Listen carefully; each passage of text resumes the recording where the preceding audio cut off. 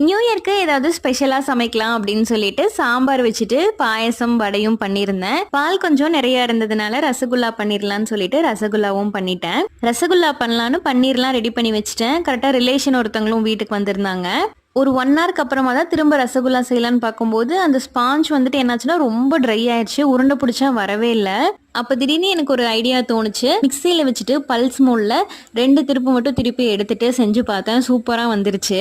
கொஞ்சம் பெரிய உருண்டையே பிடிச்சிட்டேன் போல. சுகர் சிரப்ல போடும்போது கொஞ்சம் பிரேக் ஆன மாதிரி ஆயிடுச்சு. ஆனா டேஸ்ட் சூப்பரா இருந்துச்சு. சமையல் வேலையெல்லாம் முடிச்சுட்டு ஒரு அசார்டட் ப்ரௌனி ஆர்டர் இருந்துச்சு. அதையும் செஞ்சு வச்சிடலாம்னு சொல்லிட்டு அந்த வேலையும் பண்ணி முடிச்சிட்டேன்.